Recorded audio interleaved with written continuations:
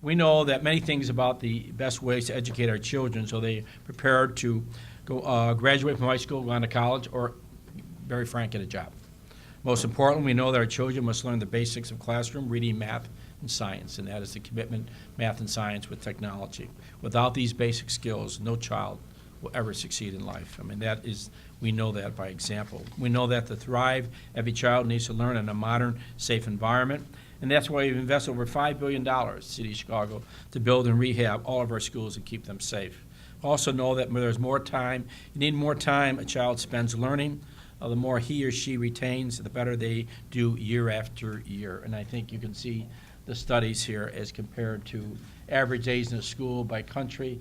Now you look at Switzerland all the way down the United States, and what a difference. And then the number of student hours per year based on union contracts here in America, and again, we're the lowest. Additional time learning opportunities, which Ron will talk about, giving children more opportunities. This is the idea.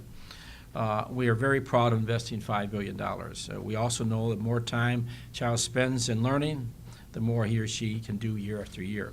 For many years, I've argued that we must extend Chicago's school year and school day, and of course, that's under union contract, and the union has to some way agree on that. We cannot look at nationally all the way from Las Vegas spending more time in the rest of the world, and we're competing not against American cities, we're really competing against global cities in education.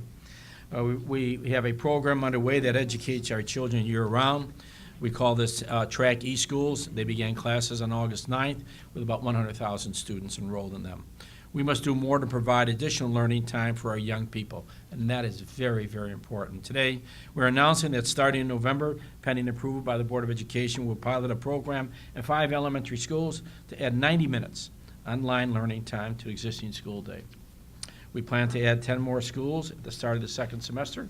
This pilot program will be mandatory for all students in 1st through 8th grades at the 5 schools, a total of about 5,500 students. And it's really important to do a pilot program. I think Ron knows that. You pilot it, figure out what works, what doesn't work, then you go back and keep expanding it. The new program, called Additional Learning Opportunities, ALO, will focus on math and reading.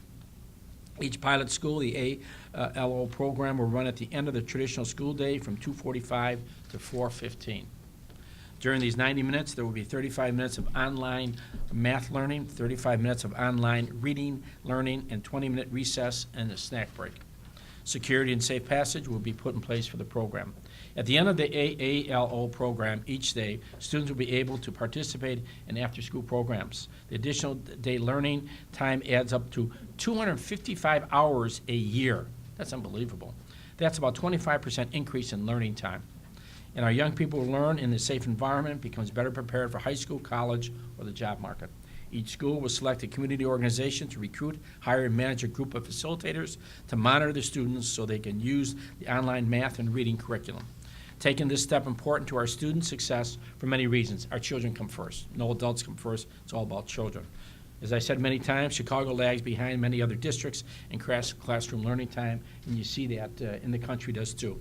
CPS students have significantly less learning time than their peers in other large urban school districts. Compared to Houston, for example, our students receive 30% less learning time each year. That is amazing. This amounts to 4 years less schooling by the time our students graduate from high school, and places our students at a significant disadvantage to their peers across the country. Next, online learning is an innovative approach to increasing learning time. School districts across the country, New York City to San Jose, are using online context to provide learning opportunities for students. Online curriculum can be tailored to each student, provide students with individual attention they need so they can learn at their own pace. Online curriculum is a standard-based, will build on what is taught during the school day. It can provide immediate data to teachers and school leadership, all about student progress. It goes right to the principal, assistant principal, and the teachers. And finally, online curriculum can be administered by non-teaching staff, allowing our teachers to focus on what they do best, providing direct learning time to students. But obviously, online learning also provides students with additional access to technology, which is the key. Students in some of our communities often do not have access to technology as students in more affluent communities. We know that nationwide. The Additional Learning Opportunities Initiative will provide young people and their families with increased access to technology for learning time, research, and recreation.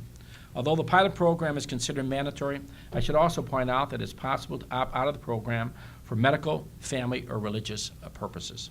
It's to their credit that our CPS leaders identified federal economic stimulus funds that could be used to operate this program during these very difficult, tough budgets and economic times. It demonstrates they are fiscally responsible, are putting our children first in their education, and thinking outside the box. They're also looking to the future with a vision of learning and teaching in modern times, and that's what is happening. We have completely restructured our career and technical education program into college and career academies that will better prepare our students for the jobs of the future.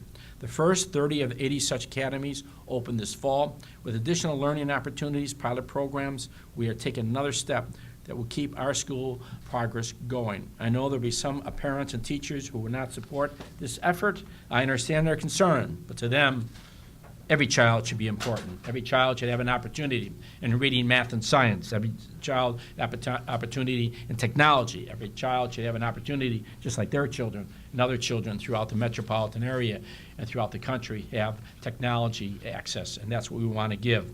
We know more time spent in a classroom environment. Our students retain more information and make greater progress. This is all about children and not about adults. Thank you.